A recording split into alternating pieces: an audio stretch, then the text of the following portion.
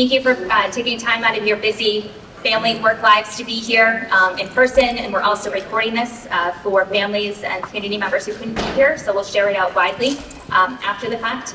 I'm Beth McCoy, I'm a superintendent. I'm also a parent. I have a 7th grader here at the middle school and a 9th grader at Diaz High School. And as our common goal as educators and parents, we want to raise happy, healthy, and well-rounded individuals who are prepared for a college career in life.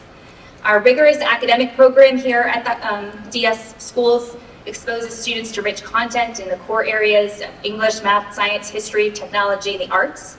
Our portrait of a graduate reminds us of the importance of developing soft skills, such as critical thinking, collaboration, communication, creativity, empathy, perseverance, and engaged citizenship.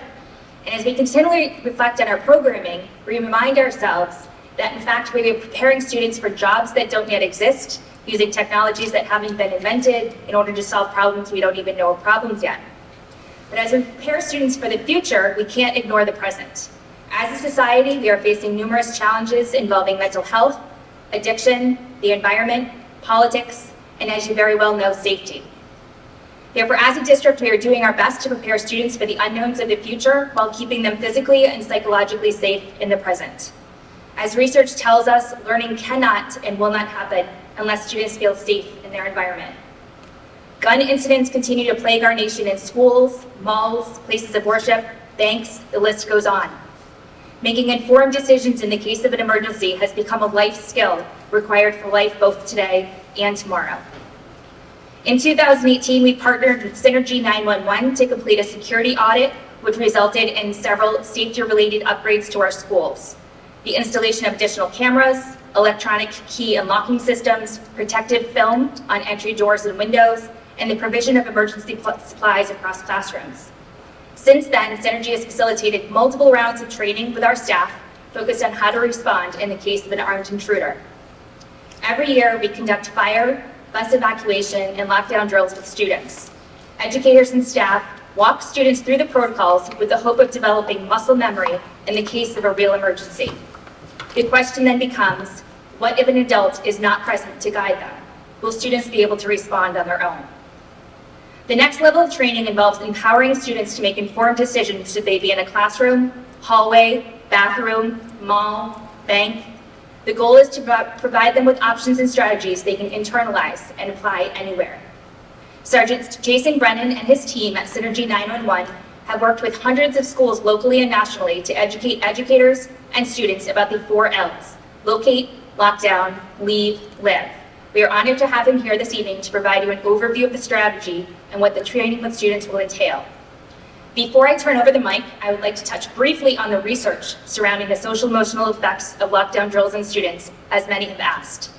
Unfortunately, this field of study is still in its infant stages, and the research is ultimately mixed. In some studies, researchers found students feel less safe and perceived a higher risk of victimization when experiencing a drill. Other students feel safer, less scared, and less confused. Other studies found no difference in levels of fear. That said, researchers share that practicing drills does indeed create muscle memory, helpful in real situations, and that both the awareness of security measures in place and a positive school culture reduce fear. Today, we aim to foster a positive school culture, develop healthy relationships with students, share security measures, and build muscle memory with kids. That said, I'd like to recognize the educators who work on the ground with our students each and every day. They're here in the audience. Deb Reineman from Chickering, Barb Brown from Pine Hill. We have Leslie Campbell, our elementary SEL coordinator. David Lawrence from the middle school. Tracy Sokolowski from the middle school. John Smith from the high school. Ann Deborah Keegan from the high school.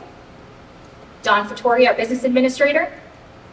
Denny Conklin, assistant superintendent. All here to partner with you in supporting our kids. I'd also like to acknowledge our partners in law enforcement who meet with us regularly to update our emergency plans based on new information in the field and work alongside us as we schedule and run drills in our buildings. Tonight we have Chief Galvin here from Sherborn and Sergeant Marsher from Dover. Thank you for being with us and helping us do this important work. Without further ado, I'd like to introduce Sergeant Jason Brennan from Synergy 911. Jason has years of experience responding to emergencies, including the Boston Marathon bombing, and serves on multiple specialized teams training officers and agencies across the country, We are grateful to Jason and his team for working with us and are confident you too will benefit from his expertise this evening. Thank you. Thank you.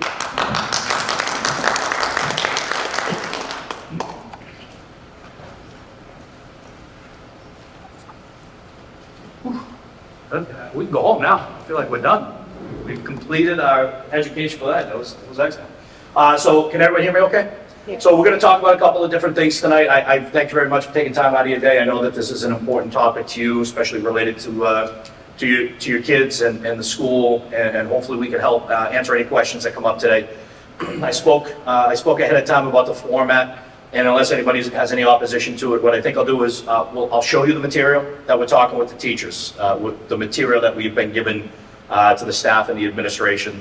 And then we can talk a little bit about, because I know that this is probably part of the discussion, as well as how this will then be delivered to the kids. And it is an important part of the process. We have been teaching this for a very long time, the better part of 15 years. We teach all over the country, tens of thousands, if not more, staff. We have done school systems from K through 12 age groups, and we have over the time evolved how we do the presentation at all of those levels. And I know one of the questions that commonly comes up is how do we developmentally and age appropriate, and I can assure you we've, in the initial phases, we consulted with some clinical psychologists and some educational professionals just to make sure the content was correct. More recently, we've actually partnered with the school systems that we work with to have their clinic, because it's much more professional today, or it's much more available today, partnered with their psychologists and their school clinicians to make sure that the material is proper, and we would do the same thing here. We're open to anybody taking a look at it ahead of time. We really structure my true belief with this when anybody asks, is this appropriate for kids or is this traumatizing? My true belief with this, having done this for a very long time, followed it, read the studies, talked to other people about it, all the different things that go into this. I truly believe that a lot of the stress, potentially trauma that's caused, is in the way that the material is presented, not necessarily the material of the topic. And that's really the thing we focus on, is the how to present this material at different ages, because there is developmentally different times and different messages. And we don't need to talk a lot about, truthfully, with kids, we don't need to spend a lot of time talking about the active shooter portion of it. It's an inside emergency. What do we do if we're inside and there's an emergency and we need to stay in here? This is what we're going to do. And if we're outside, it's an outside emergency. And if we're outside and there's a problem, this is what we're going to do. So we really have changed the wording and changed the message a little bit to make sure that we aren't unnecessarily traumatizing or unnecessarily putting material in front of them that they don't need to hear. They don't need to hear about it. It's organic. It's going to happen with the event. And it's the same way we teach the teachers. Anybody who's been through the teacher program, we go to great lengths to make sure that we keep the staff and keep the teachers and the folks who are learning this, whether it's the custodians, staff, whether teachers, whoever it may be. We really try to keep it a light program, because we know how the human machine learns, and we know how adults learn, we know how stress affects our ability to learn. We know that once we get people to a point that they're anxious or fearful, the cognitive portion of the brain is severely inhibited by that. So we really spend a lot of time saying, you know what, this isn't empowering. This is an educational day. We don't need to induce any fear today. The fear will come later. The fear will come during an event, unfortunately. But for today, we need you to learn. Today, I need you to stay focused. Today, I need you to learn a skill. We need to stay cognitive. We keep it very light. And for those who have been through it, we really don't spend any, if at all, time. No videos of active shooter incidents, no stressful images, no telling them what they can't do, this is what's going to happen to you. It's all about what you can do. And that's for you as a parent, that's important, because these folks have such a huge responsibility on this day. I've got to keep their head in the game. I have to keep them focused on the mission, which is survival. And I can't really plant a seed or any doubt at all in their mind. Everything has to be, this can be done. And whether it is or isn't, that's not the point of the day. The point is we need to tell the staff and people that are taught this, you even, as you listen to this tonight, this is definitely a moment that is going to sting. It's going to be hard. It's going to be scary, but it does need to be done. And your safety, their safety, and everybody else's is very reliant on that. So the one thing we learned over the years, I've been to other programs, and honestly, I sit in those seats and I watch some of the content that's up on the screen, and it makes me uncomfortable.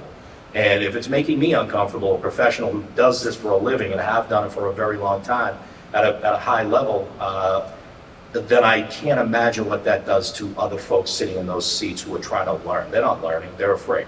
And we're not chasing people around, we're not inducing any fear in them at all. We need to teach them a skill. And we know this works, we know this type of training works. We can validate this type of training. You have all been kind of from a Pavlov's mentality or approach. You have all already been taught this type of program before. And the one we attach it to and when we explain it and teach it is, it's a fire drill. None of you know, everybody in this room, if I was to say to you, if the fire alarms went off right now, not knowing this building, not knowing the space, if the fire alarms went off in this building right now, would you know what to do? I think you would. You would look for the closest one, exit. You'd line up. Would you run out the door, or would you go out orderly in an orderly fashion out the doors? We're not born knowing that. That's behavior that we have been taught institutionally. We call it stress inoculation. Since you were this big, you ran a drill, and then you were probably pretty nervous. You probably don't remember it. I mean, God knows I don't. And then when I got a little older, and a little older, and a little older, and a little older, to the point where you are today, and it doesn't really induce a lot of fear in people. But if we were to really look at what the content of that program is, it's telling people, if those alarms on the walls could talk, or if we were talking about what, for the first time and never done this before, we would be saying, you're practicing to get out of this building because it's what? The alarms would be saying, if they could speak, they would be saying what? The building is on fire and you need to get out of here. That would induce in you right now, if you did not know anything other than that, it would induce fear, and you would go into that stress stimulus, and you would go into that fight or flight component of your brain, and we probably wouldn't be orderly outside, rally up. Those things probably wouldn't happen. So we know over time, by introducing what seems to be stressful at the beginning, eventually, for some folks, as you sit at your desk at work and when the fire alarms go off and you have a lot to do, what should be stressful and fearful is probably, oh my God, not today, it's raining out, it's February, I want to go outside. It's that more annoyance, but I know what to do. And that's exactly why we aren't fearful, because we know what to do. The brain, the machine, has an answer to the problem. The stimulus is the fire alarm, fear and panic is way out here, and in the middle is exit orderly outside the building. You have a tool. We work with the staff to give them a tool. And you can see the tool up on the board that we give them is locate and identify the problem, then lock down, leave, live. And we teach them how to do each of those components so that, God forbid, on the day that this happens, and it's probably not, and we don't want to induce unnecessary concern or risk, but on the day, God forbid, if it ever does happen, you have an answer to that problem. Okay, I just heard AX. What do? Lock down, leave, live. And I might not do it well, I might not know exactly, but I do know to a degree what I'm supposed to do. So that's how we present the material. We will present it in that manner. And the term we use is we're trying to get that fire drill mentality out of it. We're trying to get that retainable, repeatable, realistic mentality out of them, so that under stress, when it happens for real, they have some ability to grab what they have been taught. And that's where the retainable, repeatable part of this whole process comes in. And you can see, we know when we talk to them a little bit about fire drills, and where they're in here doing fire drills fairly regularly, they get that kind of process, and that's what we're trying to accomplish. We're also focusing, when we talk to them a little bit, and as these guys sit here, we aren't, although we like to say we are, and many people, if we ask this, and we often do ask this of them, hey, we're the first responders that are coming here to solve this problem. People like Dover-Sherborn or wherever we're teaching it. But the reality is it's you, as you sit in these seats, it's the teachers. They are truly the first responders to this incident when it happens, which is why they have to have an answer to this problem. And truthfully, as we get a little bit further into it today, and we talk about it, it is why the children do need to have a basis of knowledge as to what's happening, because they are also in this problem, if God forbid it should ever happen. So we should give them some direction. Now, we should temper that direction and kind of focus it where we want it. But they do need to know, because you are the ones, all of you in this room, the teachers, you, as we talk about this in a minute, how this will affect you as well. you are the ones who have to deal with this problem initially. The first responders, as the police, they're kind of second responders. Like, what have you done before I got here? Did you lock and barricade your room? Did you, if we left and we went outside, did we do it properly? Did we get far enough away? Are we in a safe space? All those different pieces are very important as the first responders. And telling them that, because they're often waiting, especially doing what they do as teachers and working within an institution, working in a kind of a hierarchy. We're often used to having people tell us what to do. All right, the fire alarms are going to go off, that's telling me to do something. This is going to happen, and the superintendent, the principal, the assistants, this person, that person, my boss, somebody's going to tell me what to do. The problem is, on this day, they happen so spontaneously, they happen so unexpectedly that we cannot take the risk of waiting for people to tell us what to do. Everybody in the building has to know what to do, because you may not get told by any of your bosses. You may not get a PA announcement. You may not get any announcement other than the problem, because it happens right in our space, in our area. So we may have to react right away. So telling them, don't wait. You are the first responders. If you see it, if you know it's happening, if it's a problem, lock down, leave, live is the answer to the problem. Fix it. It's on you, not on somebody else. And that is something that a learning hurdle that's hard to do for people who are used to following direction in that regard. And then the stress inoculation piece and empowerment, the two tied together, and we reinforce with the staff. We will also reinforce with the kids as well, especially at these age groups, that this empowerment, that this piece is important. It is empowering. And the stress inoculation piece is important. Drilling it, not fear stress, but drilling it by doing the drills over a period of time. Spending time every year looking at this, even in a very innocuous way, is important. Just these discussions alone, just talking about it, in some cases, is enough to plant the seed for people to think a little bit about it. So the tool itself, and as we teach it, a couple things we have to get over, and a couple things that we work on. We call them learning hurdles to training. This one is one of them. Because we don't induce a lot of stress, and because it's not actually very helpful at all in a day of training, we're not going to induce any stress in you. Some of it is faith. We ask the folks, we ask you, have faith in us. This is what we do. And the guys that we bring in to do this class, and anybody who's been through the class, you would certainly talk to the administration who's been through it. We purposely bring in people specifically for the training who have experience doing this type of work in high stress, critical type incident type management. I am part of a regional tactical team. I have been part of that team for a better part of 20 years. As Beth had mentioned, I was at the Boston Marathon. I've also been to hundreds of other critical incidents over the 20 years that I've been part of the team, almost 30 years as a policeman. I've seen and done a lot. And I don't say that when we tell the staff and even when we talk to the kids. All of our staff has a similar background to that. And we don't say that in a boastful way, fluff the feathers and hey, look at how awesome I am. We say it in the opposite. I say it in I've been afraid. I've felt fear. I've felt the moment that we're teaching you, teaching them. I have felt that fear, the diminished cognitive capabilities, the loss of fine motor skills, perceptual distortions, inability to make decisions. I've made terrible decisions under stress that later I look back and say, Jay, you know better than that. Why would you do that? Stress, because of stress. Because we know that, we can bypass a lot of the what ifs and a lot of the small things that are really inconsequential during stressful moments because they're probably not going to apply. The loss of fine motor skill is going to make certain things difficult. Diminished cognitive capability is going to make big, complicated decisions very difficult. So let's not focus on it. So I'll ask you the same thing as we would to anybody we're teaching and to the teachers that have been already taught this. Some things I can't prove because I can't get you to the point of, I can't get you to that much stress that you can't cognitively figure out the problem that's in front of you. But what I can say is I couldn't do it. And under that kind of stress, I struggle with that kind of a decision and that type of move. So we'll still be friends at the end of the day, but sometimes we're going to say to you, it's a great idea, but it's probably not going to work because of this, this, and this.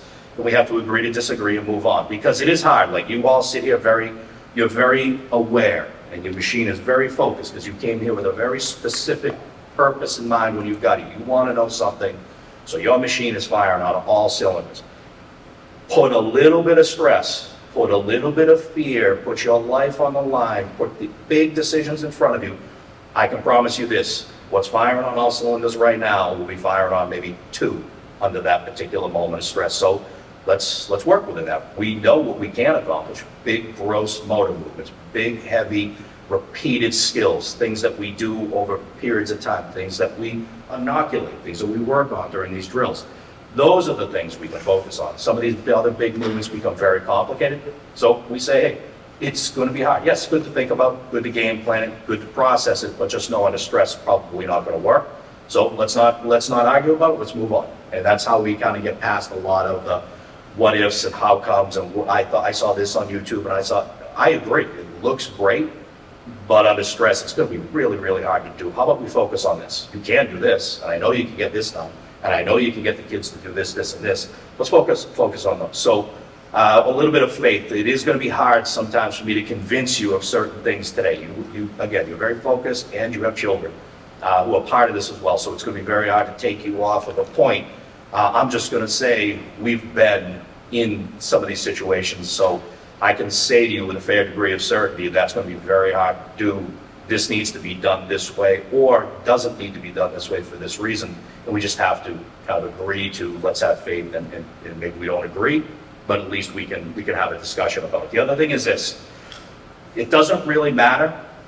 I'm gonna show you this just like we talked to the teachers, and maybe you can walk out if you're educated to a degree yourself. One of the things we talk a little bit about, we spend a lot of time, and I want you to think about it too. Process versus place. We don't really, although we teach it here because the teachers need to learn it in their environment, we also spend a lot of time with them saying, don't worry about the place. Not your classroom. I'm the librarian, so teach me the library. I like the library. I'm a gym teacher, teach me the gym.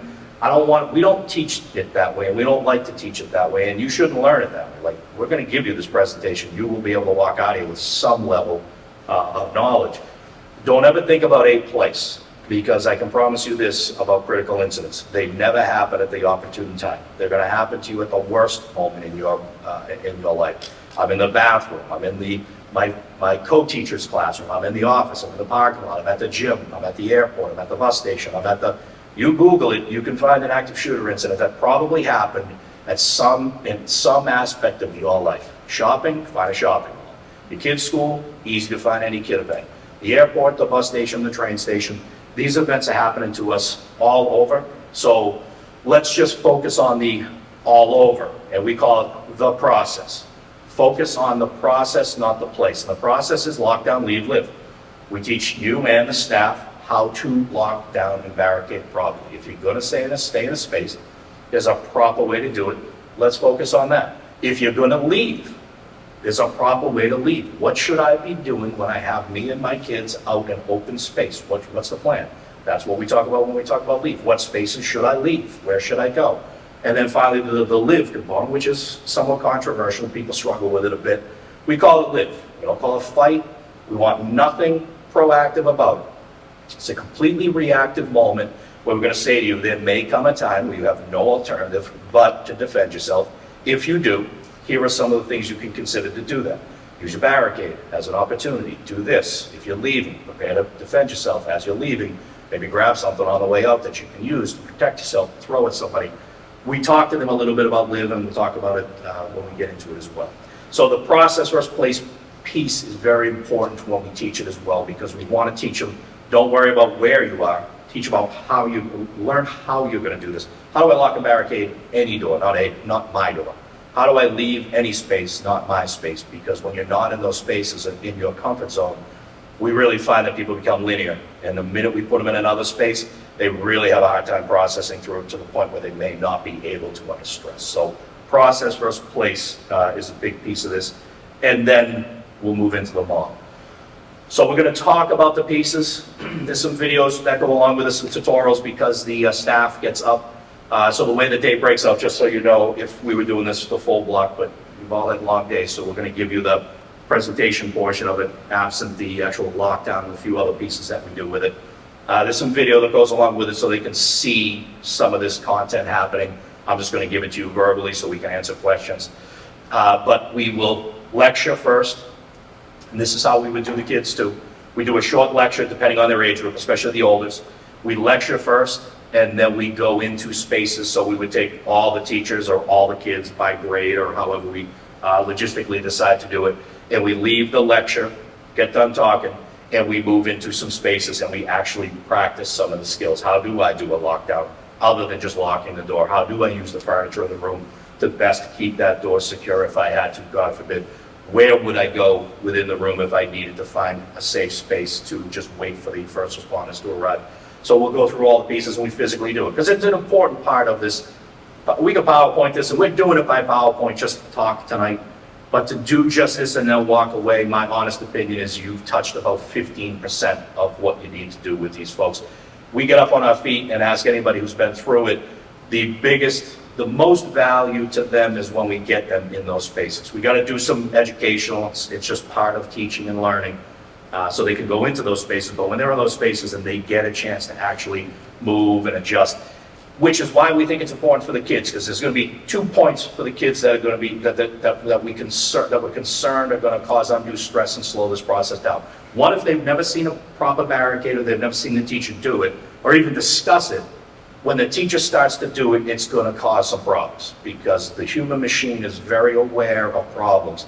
And when kids start seeing teachers doing things that are outside the norm, that's going to cue up a stress response out of those kids, and we're going to lose them. That psychologically and mentally, we're going to lose them. And we need them in the moment. We need some help from them. Some of these kids are bigger than the teachers in the rooms.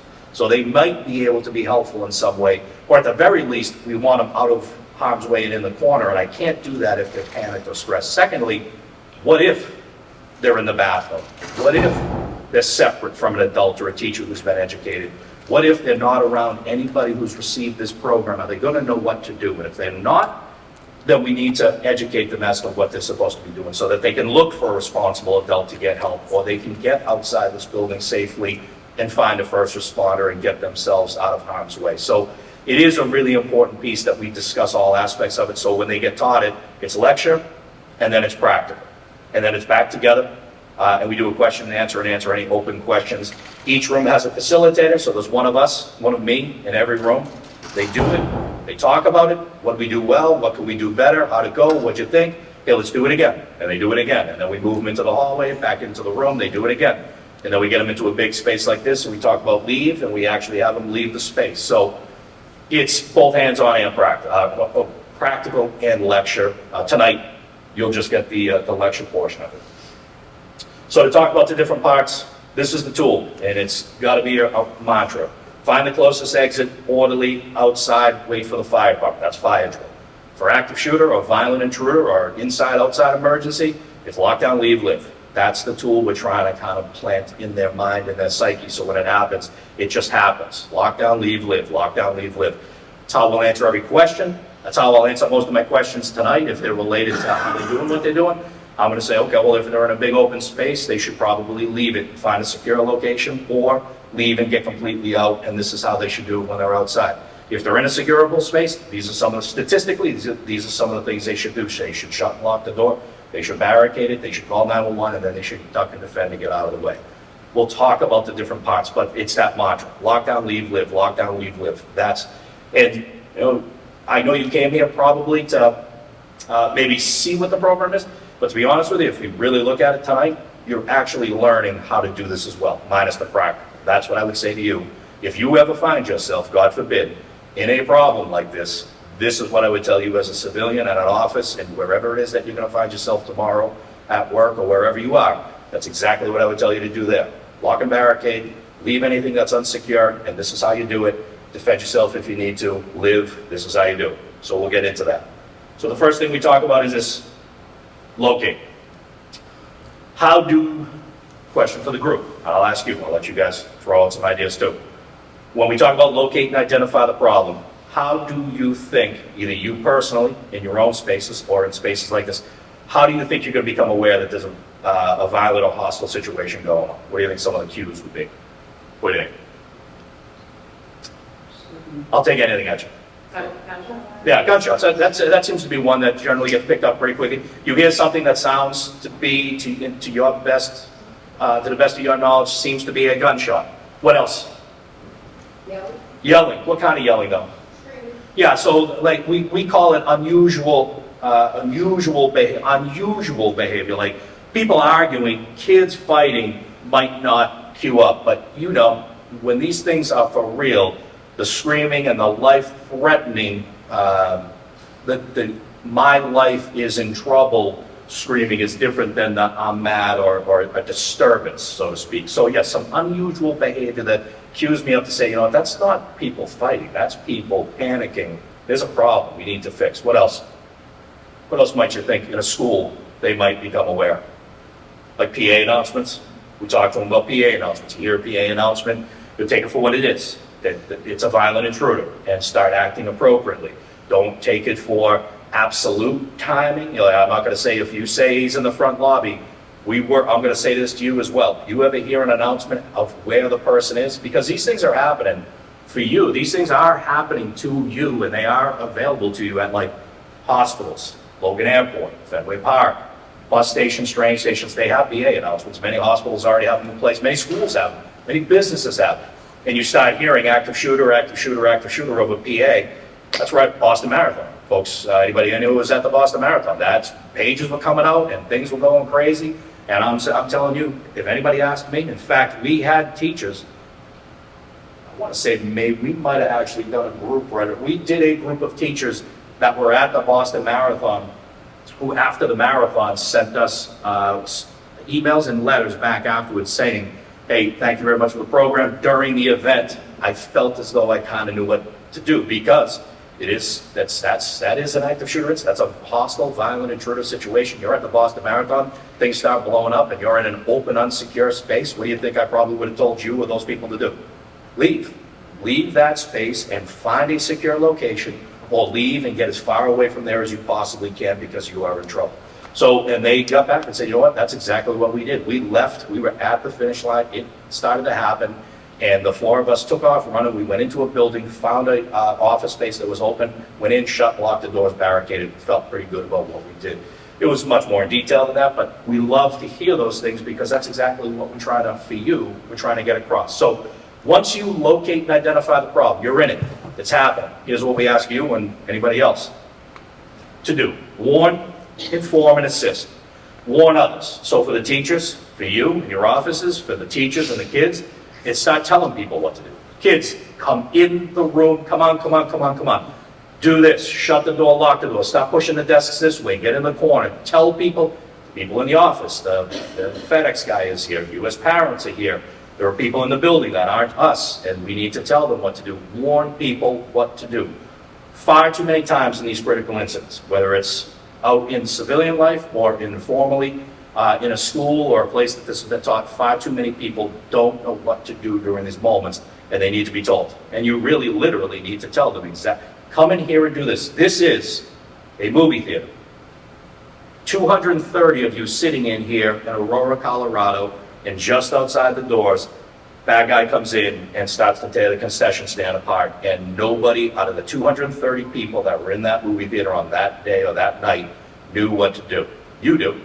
And you stand up and say to everybody, hey, we need to get out of here right now. Those are the exits. Go to the exits, and when you get outside, what? Run in a zigzag, scatter, and get as far away as you possibly can. Ready? Go. Get out. Did you warn everybody? Did you tell everybody what to do? One person can make a big impact if they know what to do. But what we find is, because we know how the human machine works, it is very selfish, and it is very specific. And the more fear and the more stress, what do you think at a very primitive level, who do you think your body cares about? You. I'm here to tell you, do as much research as you want to do. The human machine is very specific about who it cares about under stress. Now, because we're intelligent, because we're intellectual, because we're cognitive, because we've developed, because of all the things that of today, where the human brain and human society is, we are very nurturing, and we do care. I care about you. I hardly know you, but I wouldn't want anything bad to happen to you until when? Until my life isn't, and now all of a sudden it's just, we see this a lot. We will see people running down hallways or in spaces. You will run out of here and run by 30 people, and you won't say a word to them as you're leaving. Why? because the machine's under heavy stress. And what's it saying to you inside your head? Bro, you gotta go, we gotta run, run, run, run. It doesn't even, the term, if you wanna look it up, the term is unintentional blindness. And what that basically means is under stress, the machine focuses. We call it tunnel vision. The machine becomes very tunneled. We call it threat focusing. And what an unintentional blindness is this, in many cases, even police officers who do this a lot, will say, they didn't say anything to those people as they were running by them. Why do you think they don't say anything to those people? Because they didn't even see those people. Because unintentional blindness is a phenomenon that happens in the human brain, where the human brain shuts off anything that it doesn't perceive as a threat, and it only focuses on the problem, which means they're running, and they truly don't even see you. Whether I run up this aisle, I wouldn't even see you. This happens to police officers all the time. When they have a threat in front of them, and they focus on it, and afterwards you talk about them, and there were people everywhere, and you say, hey, did you see this person? Did you see this? Did you see this? And what do you think they say? I didn't see any of that. I saw what? I saw that guy, because that guy had the weapon. That guy was unintentional blindness. It's a phenomenon that happens in the human brain, especially under heavy stress. Why we talk about it? Well, because we have to tell the teachers, you got to stay focused. Like, you got to take a deep breath and stay in the moment. You've got to pay attention to what's going on. You know, we never tell them that. Most people don't know it. So that warn piece is super important, because it kind of opens the windows up a little bit to say, hey, I'm in trouble and I'm going to be worried about me, but I also got to get these kids in this room. Or I also got to get all of you out of here. And by being cognitive, we're able to open the windows up. We do it with police officers, we do it with first responders, firefighters, through training and repetition to kind of get them to be aware, or situationally aware. With you, we just start with the process at the beginning and say, in the beginning, just start talking to people. Tell them what you want them to do. That keeps you cognitive. The other part is inform. Like, it is an important piece of this, what we say to you and to them. Inform who? Like, who do you think we're telling the teachers, and we will be telling the kids, and I'm telling you, right away, warn people, stop working, and do what? Call who? Please, because you will be shocked. And it doesn't take a lot of time, it doesn't take a lot of research to find it. You will be shocked at how long it takes to actually get the notification. Now, on a national average, active shooter incidents, 5 to 8 minutes. From start to finish, 5 to 8 minutes. Now listen, have there been anomalies? Sure. Uvalde, Parkland, they didn't go well. But if you were to look at the 298 other active shooter incidents that have happened in this country, from the time the police arrive, 5 to 8 minutes is the average. You want to see the best? If you want to know what this thing is supposed to look like in real time and actually look like, watch the recent Nashville shootings. Where there was an active shooter in Nashville. Watch that police response. 5 minutes and 12 seconds from the door to finish. That's how this, if somebody says to me, hey, what are the police officers supposed to do? I'm going to tell you, across the board, across the country, the national standard. Once you become aware of an active shooter incident, respond, arrive, enter immediately, find the shooter, stop the violence. Like, there's a million different ways to say it. Enter immediately, find the shooter, stop the violence. That's what we're being taught to do. Want to see it in real time? Watch Nashville. You're going to see a guy arrive, get out of his cruiser, slick open up his rifle case, take his rifle out, make it street ready, sling it, hit the door, talk to the administrator, let me have your keys, go over to the door, open the door, opens the door, let's go, we gotta go, come on, come on, come on, we gotta go, we gotta go. And in the building, 5 minutes, this incident is over. I'm gonna tell you, I truly believe in the areas that we work and with the people we train with, Dover-Sherborn, we know their protocols, we know what they train, we train them in many cases, or we train with them in a lot of cases. Around here, that's exactly what you're going to get. You're going to get the front door, make entry in the building, find the shooter, stop the violence. But it's still 5 to 8 minutes. And it's 5 to 8 minutes from when? From the time one of you call. So whether you're at work tomorrow, or your teachers in this building are being told, 100 teachers, there's 30 or so of you in here, if we became aware of it right now, I would say 30 phone calls should leave this building. Because what I will say is, we don't have to get through. How many people got to get through to make this thing successful? Just one of you. But if nobody, and I got to tell you, what do you think the biggest excuse people give as to why they didn't call? I thought somebody else called. I saw somebody. You want proof of it? Watch. Watch any of it. Google any of the recent active shooter incidents, room lockdown, YouTube it. And you're going to see during those events, you're going to see people doing this, right? Filming people. And you'll watch the video and you'll see the kids, people, teachers, kids, whoever, barricading doors, locking doors. And when I see video of that, it just gives me such, just so much stress. Like I start to break, it just drives me crazy because I say to myself, the person videoing, that person doing the work, this incident is still, got to be still fairly fresh. If they're barricading and they're still working, why aren't they what? Why aren't they calling 911? Call 911. If you can't talk, dial 911, put it in your pocket, put it down on the table, go to work, do your business. If you see a house phone, take it off the hook, 911, drop it. Anybody here ever call 911, either hang up or not respond to the dispatcher within your community in here? Honestly, anybody ever accidentally call 911? And what happens within a short period of time? They call you right back, or they actually what? Or they come to your door. We go. If we get we call them abandoned 911 call or an accidental. We send somebody to the chief. Yep, same thing. Sarge. We check. That's on a accidental. Now one call comes out of this building, and then 5, and then 15, and then 30, and then 100. You know where I'm going? Do you think the dispatcher is going to take that and say, hey, you know what? Normally it'd be, hey, when you get a chance, can you swing by 123 Main Street? We got an abandoned 911, or we got a 911 accidental hang up. They said everything's fine. We'll get there. But give me 30 of those phone calls, hey, it's going to be wheels up, and we're coming here like there's a problem. So that's why it's important to get those calls out immediately. It's 5 to 8 minutes from the time they arrive. We got to get them coming, and we got to give them a reason to get here. So those multiple calls might be enough to kind of prompt, even if you can't talk. And that's what teachers a lot of times will say, hey, well, you want me to barricade? You want me to call 911? I want you to do both, if you can. Put it on speakerphone, put it down, and go to work and yell. Or just dial 911 and just get the call through, and let's get multiples in and hope for the best that we can get people here. So that's what we talk about with that piece. Warn, inform, and then assist is exactly that. Because of all the walks of life and all the different avenues that we find ourselves. We do a lot of these in churches. We're helping people physically disabled, psychologically, if different issues that might come up. Warn, inform, and assist. Next, we'll talk about with them how to lock down. We'll talk to you a little bit about it. But a couple of things we want to consider. When we do barricade, when we do lockdowns, here's the reason why. Statistically, we do know this about these incidents that have happened in the past. Easy enough information. I didn't make this up. You could certainly pull it up and get the statistics on this. 99% of the time, in all of the 290 plus, the new numbers are coming out from the FBI.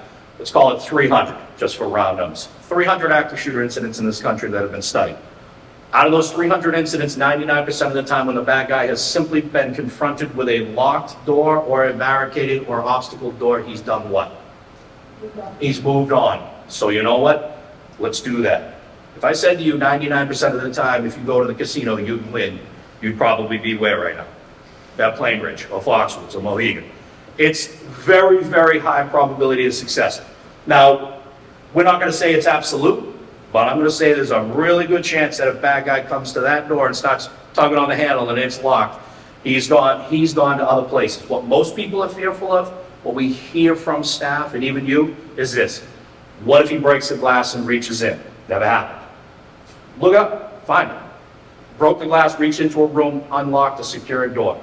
Now, have they come in? Sure, they recently did in the Nashville shooting. Sandy Hook broke the glass and came into the building, but that's not into a what?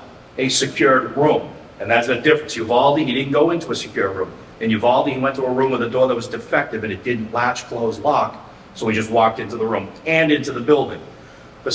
I don't make the statistics up. They do. And 99% of the time, bad guy gets to that secure door, he moves on. Why do you think that is happening? Why do you think these guys, it's predominantly men or male? Why? What do you think that is? Yeah, we agree. We pretty much across the board professionally, everybody agrees that this is a crime of opportunity and they're not spending a ton of time breaking glass. Could they break the glass in a lot of cases? Sure, they could reach in, unlock the door, muscle their way into a room. But I'll tell you this, we've practiced it, it takes time. And if the police are coming, and he's got 5 minutes, and they're on their way, then he's not gonna spend a ton of time messing around on a door. He's gonna breach the glass, reach in, unlock it, kick the door, and push through the barricade, only to find that the people in the room who have been taught lockdown, leave, live, have done what when he started to break the glass? Left, fled, or armed themselves and are preparing to defend that room. We haven't seen a lot of it, so we're going to play into that. So what we have done is this. We've created a very elementary, a very simple system for them to use. If you're going to stay in a space, and statistically the numbers are there for us, and you've decided that you are going to stay in a space, I'm not saying whether you should or you shouldn't, but you've decided you're going to stay. This is how you do it. We call it the ABCs of a lockdown. A, always shut and lock the door. That's the first thing, it's the first line of defense, and statistically it's the highest probability. That has been enough in most cases. Shut and lock the door.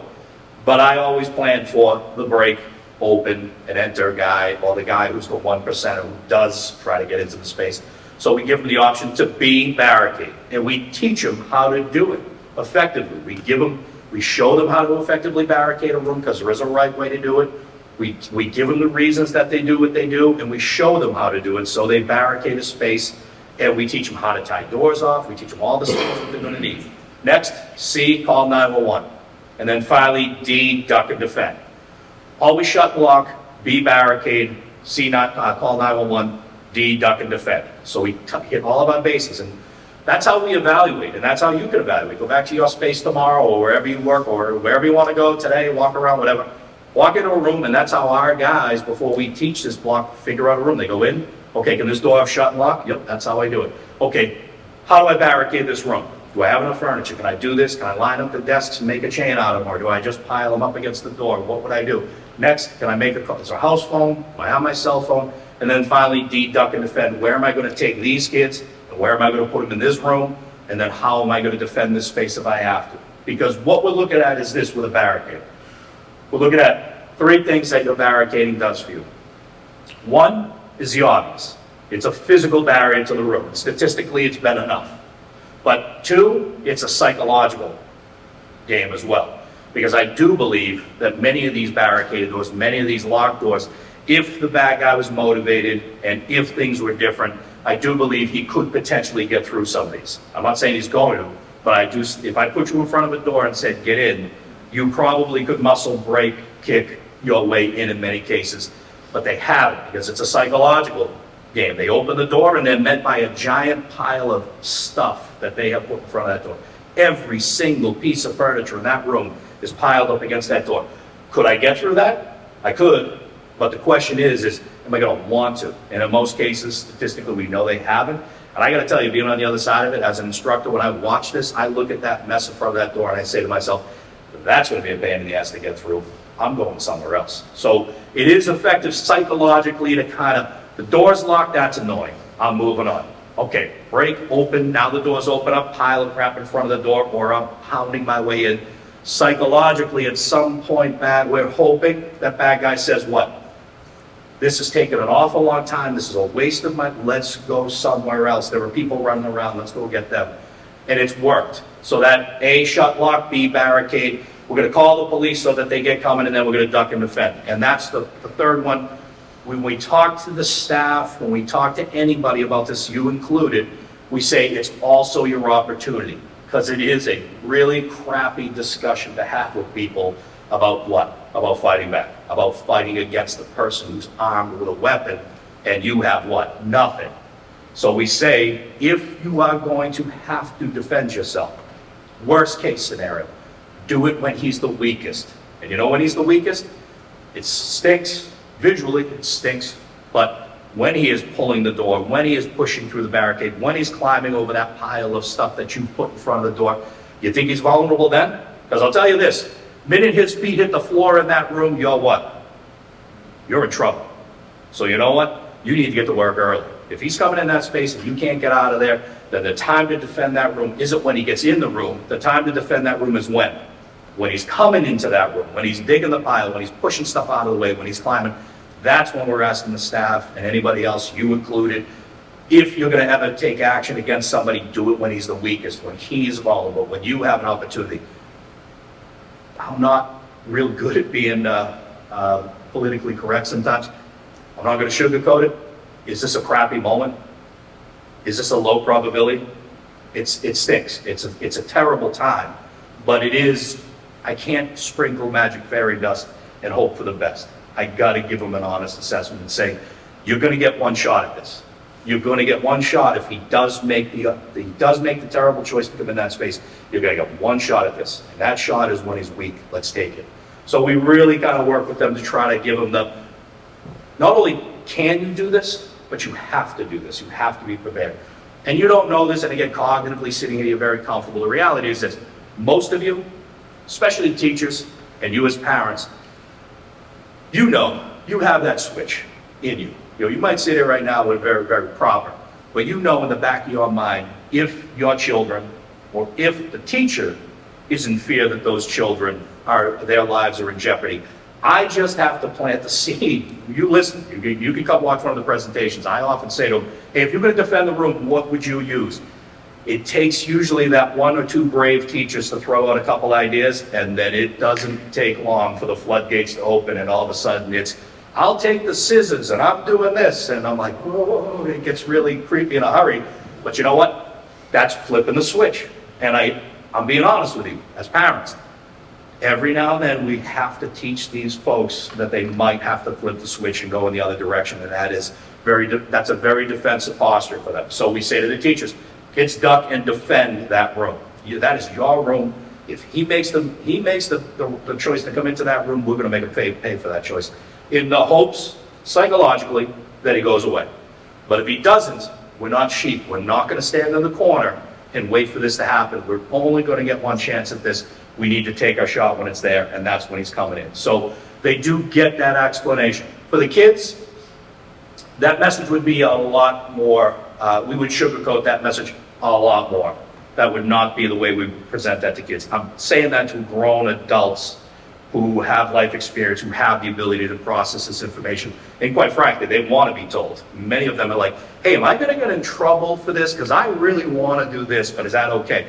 Yeah, heck yeah. If somebody's trying to take your life anywhere in the world, you're at the grocery store and somebody's doing, you have all the right in the world to defend yourself and your life against somebody who's trying to harm you or others. You take that opportunity. I would not say that to a group of kids. We're going to make it a much more direct path with the kids. It's do what the teachers ask you to do. If they ask you to help them with this, then you help them with that. We will let the teachers kind of dictate when that moment is, as opposed to giving it to the kids. That's not anything that we're super comfortable with.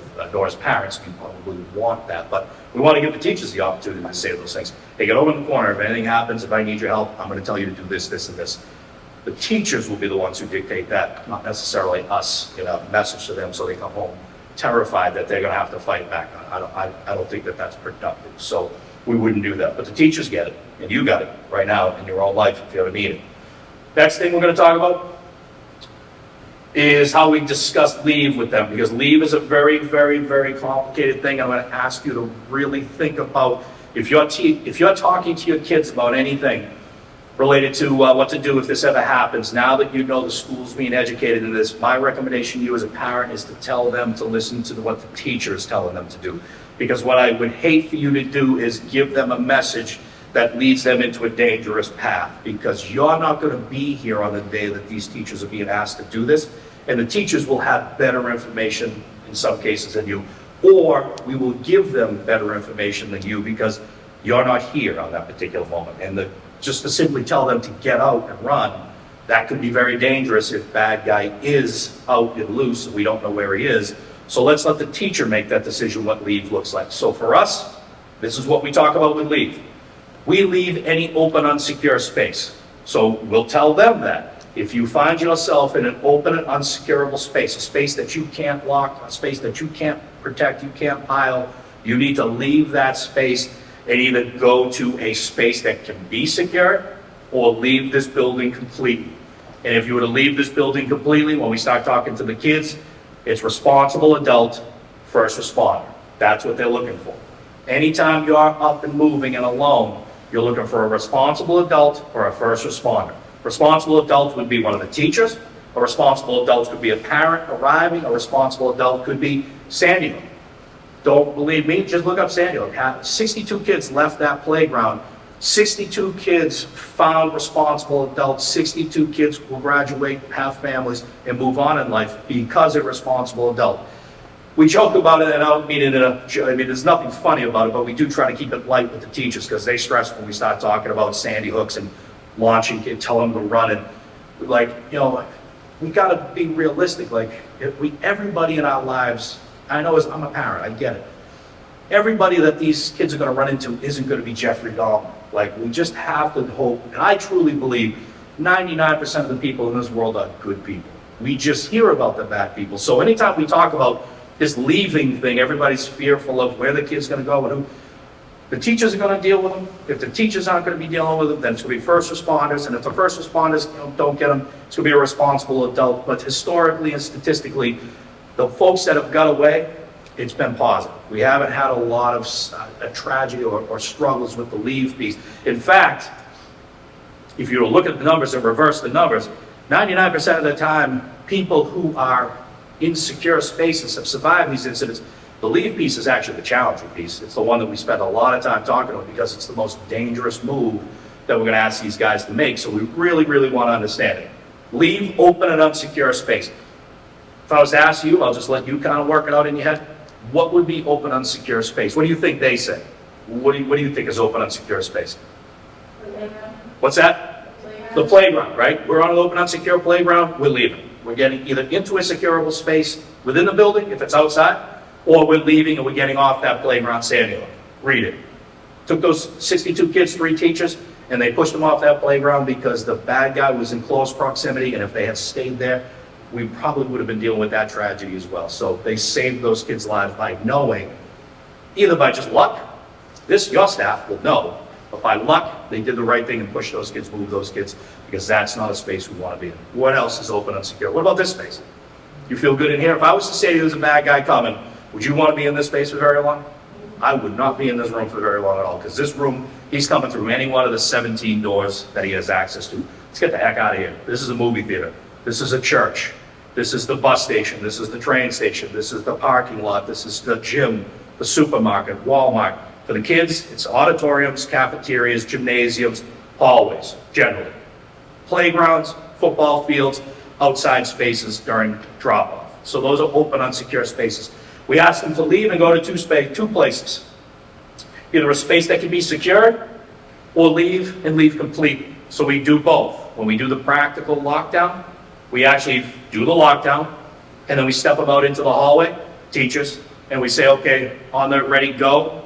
Leave this hallway because it's open, unsecure, and get into those rooms, shut, lock, and barricade, ABC it. So they leave, and they go into a lockdown. And then we do the second part of leave, which is leave and go outside. And when we leave and go outside, this is what we're talking to them about doing. Scatter, unpredictable behavior, and getting as far away as they safely can and have to. Scattering, we touch on it in 2 ways, figurative and literal. We're all adults in here. If I was to say to you, get outside and scatter as adults, that would mean for you to do what? Go in how many directions? 100 different directions. Leave and go in 100 different directions. I don't want to be with you on this particular day. We're all friends. I don't have to be the fastest guy in the room. I just got to be faster than you.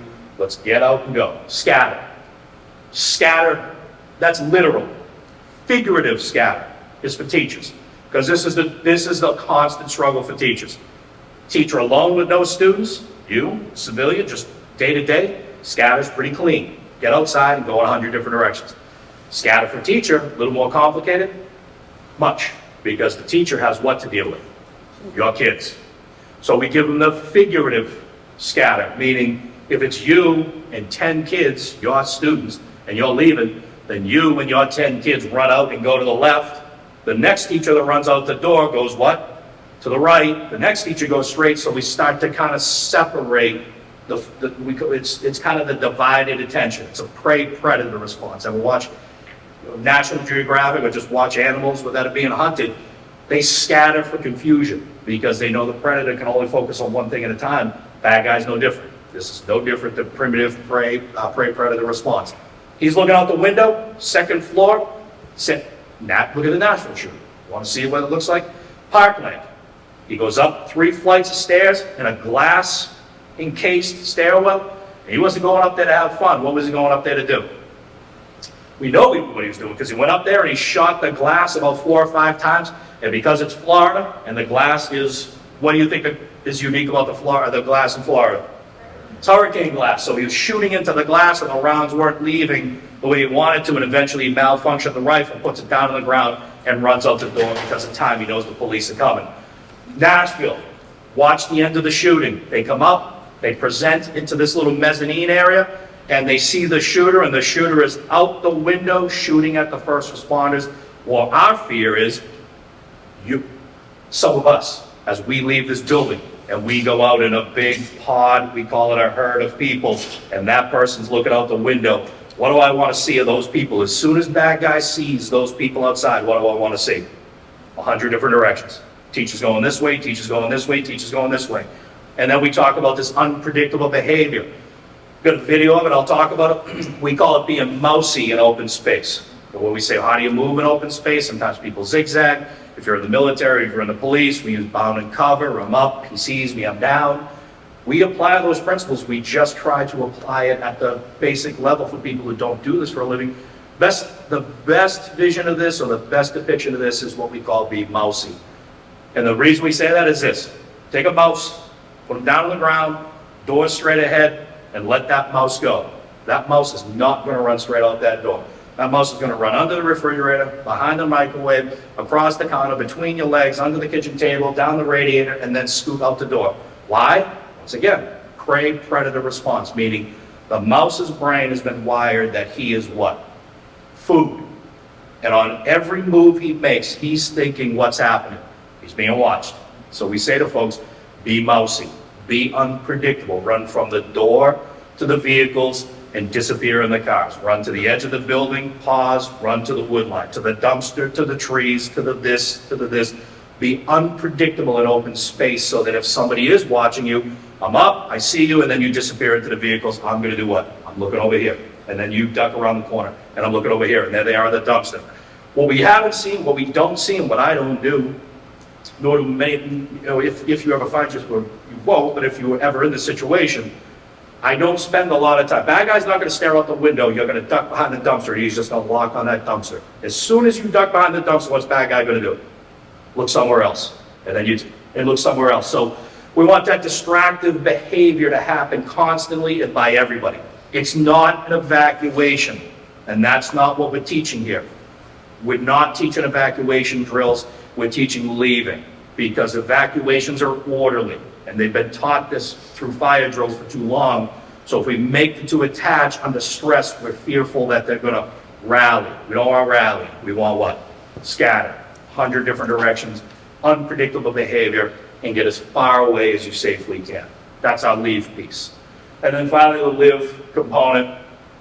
This one we talk through the entire event when we're doing it. But for us, it is a last resort. We're not asking the teachers, we're not asking kids, we're not asking you as folks do not take matters into your own hands. Let the professionals deal with this problem. The only time we're advocating, the only time I'm asking you or anybody else to defend yourself is when? When you have no reasonable alternative. Meaning, bad guy walks through that door. Be a good night for that. We got plenty of help tonight. Maybe not tonight, but absent the police, bad guy walks through that door, and it happens right here and right now, we have no alternative but to do what? Defend ourselves, live, fight back, by whatever means necessary. We work with the staff on that as well. This is a last resort. Don't get proactive with this. Don't look for problems that you can't deal with. Let the professionals deal with that. The only time you need to deal with this particular problem is when it's presented to you and you have no reasonable alternative. So those are the parts of what we have going on. That's how we present it to everybody. That's the message. That's a real thumbnail of what they get, but I know it's getting late, so I want to give everybody a chance to kind of talk about if they have anything to talk about. Anybody have any questions related to the material and delivery of the content? I'm sure there are. Sir? I've got a question actually. When you said lockdown, so do you, I didn't see anywhere you mentioned, do you suggest you switch off the light or leave the room dark or leave it on? Yep, it's a good question. When we go through it with them, we show them a few things.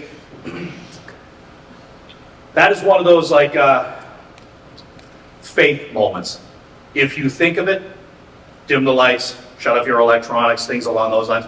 The problem with it is that's a very fine motor that we don't always think they're going to catch or pick up on. So we talk about it in the rooms for sure. We talk to them about shutting lights off. We talk about them covering glass. We talk about silencing phones, trying to keep people in the room quiet.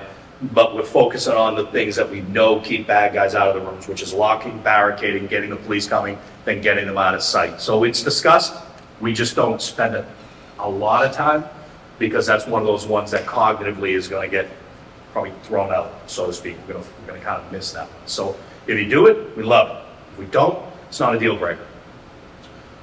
Others? Beth? So you talked a lot about the training that we've done with staff. Yep. Can you talk a little bit about, well, we as a district emergency team Yep. spoke with you and you said it's very similar to what you would do with middle and high school students. Yep. Any differences between what you just presented us and what the students would see?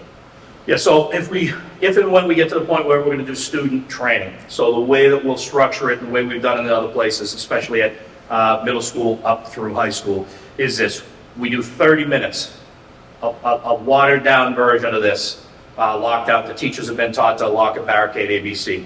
If you ever get outside and have to leave, be unpredictable in open space, scatter, get as far away. If you or the teacher ever had to defend yourself, these are some of the things you have to consider. Only don't do this, do this, do this. Half an hour here, then we take them half an hour and we take them into their rooms and they go back into their rooms with their teacher who's been taught this and one of our facilitators. So there's two people in the room and we take them through a light version of, okay, remember in the ABCs, we talked about locking the door, this is what we're gonna do and why. And then when we talk about barricading, this is what a barricade would look like potentially. You might see the teacher take the desks. We call this chaining, where they're gonna take the desks and they're gonna chain from the door to the wall with the desk, and that will make this door very hard to open. And we might throw a bunch of stuff up here and make a big pile. And hey, who has a cell phone on? All right, all of you, call 911. And then all of you, go over there and stand in the corner. Duck out of sight. We're gonna duck down, we're gonna take a knee or sit down and get comfortable because it's gonna be a long time before the police and firemen get here, but we're safe right here. And the teacher's gonna do this and stand by the door. If, in the event that the police or firemen come to the door and need to get in, he or she will be standing right here. A, we shut and lock. B, we barricaded. C, we talked about calling the police. Duck and defend. Any questions from anybody in the room? Yeah, that's a good question. How about this? How about this? How about this if we let the kids? I will say this, and I know you're probably anxious as a parent. And my partner, a lot of the guys that teach us with us, the kids, they get this. Like, this is not as traumatic. Like, the kids in the rooms, they ask us some unbelievably intuitive questions that I think to myself, like, man, what the heck was the matter with me when I was a kid? I was not that smart. Like, that is a really smart question for a kid that age. They're they know what's going on. They get it. If we just give them a little bit of flavor, the problem is we never tell them anything and it happens, then it becomes a problem for us. So we just give them a lighter version of that. 30 minutes here, 30 minutes there. They've seen it, and now we can run drills, and the teachers can now talk about it and say, and we're even structuring the drills differently too to reduce stress. Like we call them inside drill, outside emergency, inside emergency. Outside emergency, inside emergency. Outside emergencies, and we will have already talked to them about leaving. Outside emergencies are fire drills and leave. So just remember, today when we go outside for the fire drill, if for some reason we couldn't stay here because the first responders wanted us to leave, this is what we would do. We would just suddenly scatter. We'd go in 100 different directions, and we would get as far away as we safely had to. That's leave. And then when the drill is over, fire drill's over, file everybody back inside, get back into the classroom. Teacher says, hey, you know, we're going to just remember, we're going to do our inside emergency today. Just think about this. Remember the ABCs? Remember we shut the door and locked it? Remember I did the barricade? Remember we called 911? And remember we go in the corner? Inside emergency. Never once did I say what to you. What word didn't I use? Never said a word about active shooter. You know why? Because it doesn't really matter. I don't need that word to get them to do this. What I need them to do is understand the process of how to lock, how to barricade, how to call the police, how to get out of the way. Because there may be times when we use it for other things other than active shooters, potentially. So let's not unnecessarily kind of ramp them up. Outside emergency, fire drill, or in the event that we had to get away, scatter, unpredictable, get as far away as you can. Let's go back inside emergency, shut, lock, be barricade, call 911, duck and defend. Never say the word active shooter, hostile, guns, nothing. Just could be prompted by somebody else, the teachers or whoever. Question? So for the inside emergency, you went through everything, they're now ducking and defending. Does the leave ever come into that scenario? Sure. You know, Yep. are they trained? Is there Yes. windows? Love it. Yeah. And we talk to them about it too. When we're in the rooms, and we will, and we do with the teachers as well. It's a great question. We have to teach it, unfortunately. I mean, there's no way to teach it, but we have to teach it in order. But it is a process. It's one thing. Like if you go into a lockdown, you have the options to what? Leave and live. So when you're locked in the room and duck and defend, and you decide it's time to go, how would we get out this window? Where would we go? When we got outside, remember scatter, zigzag, unpredictable, get as far away. So we talk about all the pieces because we don't ever tell anybody. Teachers will do this, they're notorious for this. So when are you gonna tell us to lock down? And I say, yeah, we're not gonna tell you to lock. You're gonna do it. You decide when to leave. You decide, because you're gonna know when the bad guy's at your door, it's time to get ready to go to work, live. Or get your kids and get them out because you know exactly where the bad guy is. So we definitely talk about that. That's a really good question. And yes, it's all of them. It's not if this, then that, or do this first, then this, then this. It's do what you need to do at the moment and then prepare to do the rest of it all the time. That's a great question. Other thoughts, concerns, question? So these are active shooter drills, and you want to say active shooter. We try to soften, we try not to because we don't necessarily need it. We don't need that to do the drill, so to speak. Much like we don't say we don't have to start yelling fire during a fire drill. We set the alarms off, we do our business, we come back inside. Only because we want them to understand the process first. Now, if you get to the point where everybody's doing it and knows how to do it, then we can start talking about, in the event we have an active shooter, we would use our inside emergency drills that we have taught. But out the gate, especially with the different ages we're doing, we just like to get them doing the process first and then introduce it because of like what Beth had mentioned. If we start talking shooter and guns, we start to pull their brain in what direction? Kind of anxious fear versus I want them to learn over here. So let's learn it and then let's then introduce it as, okay, today we're going to practice our violent intruder or our active threat drill or whatever it is, and now they know how to do it. So it's kind of, we stretch it out through the process to the point where we get there, but we don't come out the gate with it right away. Yeah, sure. When we start doing more active drills, right now we're not doing the drills, so we're just trying to get the education piece out first, and then let the staff, the administration say, okay, now drill 1 we do in this month, 4 months later we do another drill, another 4, and then by the end, okay, today we're gonna practice our violent intruder drill, fire drill, active threat, whatever you want to call it. From what I understand, there's lockdown drills, Yep. which is separate to active shooter drills. They're two different scenarios that are being do you actually do like an active shooter where you play out a role where there is an active No. shooter? I'll let the chief or anybody else speak to that. They have been done. That's not They have been done, and I apologize if I step on anybody's toes on the PD side.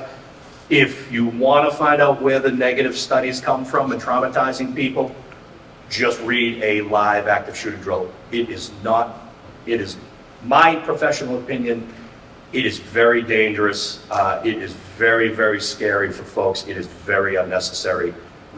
I don't need to break into a room and show them. That's what I'm asking. No, I don't. I've heard of it, and Do I've not heard do the it. harmful effects that it does. I would not do that because that really is one of those, like we call them training scars. Like if I breach into that room, they will never have faith in what it is we're teaching them to do, and it will work because most bad guys aren't doing that.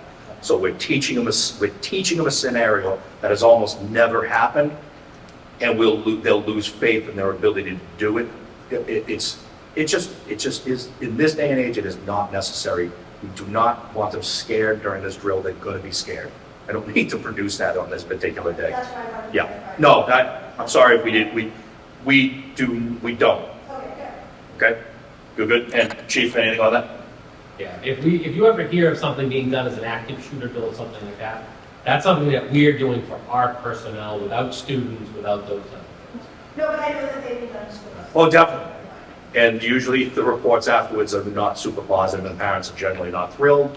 And most people are scared out of their minds, and they didn't learn a darn thing. And that's scary for us as trainers too. Good. And teachers are generally, the reason that we've trained after groups that have done this, and I gotta tell you, we have really done some damage to teachers in a lot of these. They come in and they are like terrified of what we're about to teach them. I can't understand why. And then somebody says to me, hey, at my last school, they used to shoot Nerf balls at us as we were running around. I'm like, why in God's name, what did that prove? All that you could get. You already know that. Like, let's not feed into what we already know. Let's get them confident. Even if they're not going to be successful, let's make them confident so that they at least try and they do the right things. That's what empowerment is. Yeah, that's a good point. I just was wondering what your recommendation was for like frequency of the drills to get that muscle memory, or weighing sort of the emotional distress that can cause a kid to be barricading a door. Well, you know what I mean? And I'm not super good at I don't know how many drill, like I don't know the exact number. I generally say do something about 100 times and it becomes a muscle memory. All I can say is that we get some good muscle memory out of fire drills, and we generally do those, what's the number, like 4 times a year, I think we're mandated, 4 times a year. And we get some decent muscle memory out of that, out of little ones. Now the teachers can get it, the teachers get it, and the kids get it. So I don't know, I can say this across the country, the standard is New York passed some legislation in the state that makes them mirror fire drills, which would be 4. I can't speak administratively where we're at just yet, but we know that a couple. It's going to take some repetition, and we're very well aware of that. We're just trying to figure out what that number is going to be. And the way the law is here, we can do them in place of a fire drill. We can do an active threat for drill instead of a fire. And maybe in time, that's what we've been doing for some of the schools that have struggled with how to do this drill, by changing the way that we do it outside emergency, inside emergency. We can almost use some mirroring. Do the fire drill, get them outside like you normally would, and just spin them around, bring them back inside, and just say, hey, take 5 minutes and just refresh them on when you get back in the room. Remember, if you're inside now, inside emergency, shut lock. So we can get some repetition out of it without turning it into you don't have to barricade the door, pile everything up against the door. Once they've seen it, they visually got it. Now we're just going to talk through it every now and then on our drills, something along those lines. Not sure where we're at yet, but that's the route we're going. So. When you do the continuous with students, is it always prefaced with this is a drill, or do we ever try to introduce it as this is a drill live situation? No, I think that goes to her, to the question earlier, right? Like, let's drill it. Let's drill it. Keep it as a drill, like a fire drill. We don't ever, unless I'm wrong, I don't think we've ever said, hey, the building's on fire, to see how a fire drill would run. It's just hard to do. It's hard to do safely, because then there's just so many reasons. From the first responder standpoint, there's just so many reasons to get in. I just don't even want to get into it other than just have faith. If it was productive, we would do it. And I've been doing this a very long time, and I have not seen a very productive, this is for real, but it isn't. God forbid somebody gets hurt, or somebody starts doing something, or panics, has a heart attack, like anything like that. That's just, we may have just pushed too hard. No, I guess the follow-up to that is more just how much advance notice will the student know? Like, hey, this afternoon we're going to do this. Like, is this something that... I'm going to leave that to the administration after anybody. And the answer might be, honestly, and I'll be honest with you too, we don't know yet, but you will before we were to do anything. Sorry. What we have done, John Smith, high school principal, what we have done is we have given parents notification saying in the next week or 2 we will be conducting a drill. We've also then told students that as well. So they know within a 2-week time frame that we're going to probably be doing something with the intent of just giving them a little bit a sense of, okay, this is going to be coming up. We absolutely call it a drill. And on the PA system, we repeat that it is in fact a drill several times. The idea is that muscle memory is getting people to do what we need them to do. Keep in mind, when the sergeant was talking, that there are so many other things that are also taking place. We have 4 to 5 different ways to get a hold of law enforcement without having to use a cell phone. So if anyone's worried to say, well, what if somebody's I have access on my phone by pushing a button. We have people in our offices who have immediate access to security and to law enforcement instantaneously without having to describe anything or anything. So those things are already in place. And we also have the ability through an app that's called Alertus. And Alertus allows us to project warnings onto every single computer that is in our entire school and their phones. So it can go on a student phone, students walking in a hallway, they automatically get the alert. It would be in the library on those desktops. It would be in any Chromebook that they had. Teachers would have it as well. And that's something that our technology has allowed us to establish and set up as instantaneous information.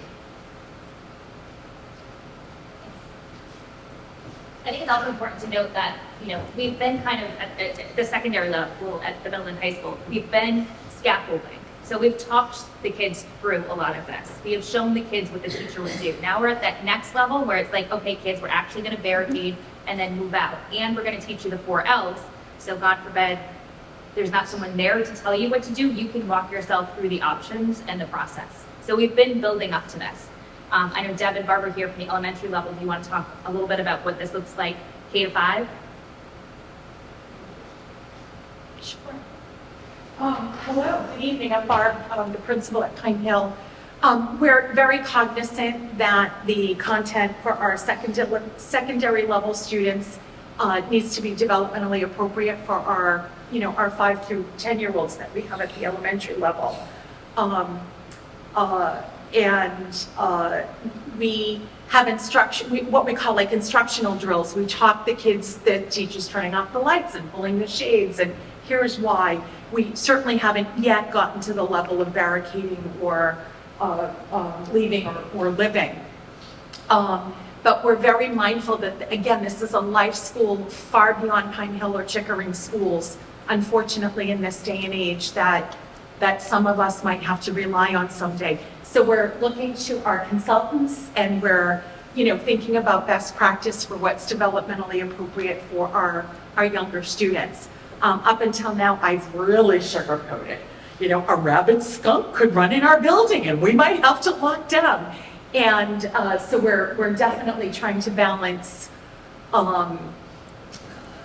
being a little more realistic about kids thinking more broadly about the drill skills and being gentle so kids aren't having. For that age group, we're talking, generally we go like K to 3, and then 4 to 6, and then 6 to 9. It depends. We talk to the school system, but those early on, that's more of a teacher block within the room with a workbook, coloring book that they can kind of color it in and talk about it. And it is definitely no talking about shooters, violence, nothing.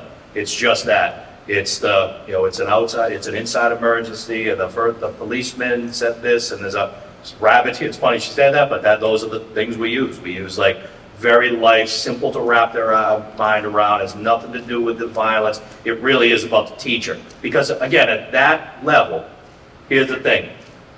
They really only need a very, very small piece of this. They just kind of, truthfully, we say this to people, it's kind of like, almost like the Pavlov's dog. They still need a fire drill, leave it at those, because they need to be conditioned that there's going to be some things that don't look right to them. They're smart too, like they get it. And when the teacher goes from day to day to start locking and barricading and things like that, those kids will start to go into a bad place. So we don't ever do it, but we just want to remind the teacher will talk and read a story, and we have a very nice way to present a very kind of crappy subject. But it is important that we do it, because we do need that kind of institutional knowledge. As they get older, it becomes a little bit more clear, 6th grade, 7th grade, 9th grade, and now the kids are capable of actually, in some cases, fixing this problem when they don't have a teacher. We understand kindergarten, 1st, 2nd, 3rd, 4th grade, they're not helping the teacher. They're not really doing much of anything other than just trying to get them confident and doing what the teacher asks them to do. The other piece that we do with our little guys is if you're not in the room, so if you're in the hallway or if you're in the bathroom, it's the one time you're allowed to stand on the bathroom, on the toilets. because then they can go into bathrooms, they can lock those and stand up there and hide. So that's the other instruction that they get from us as part of all this, because they're not always in the classroom with the teacher.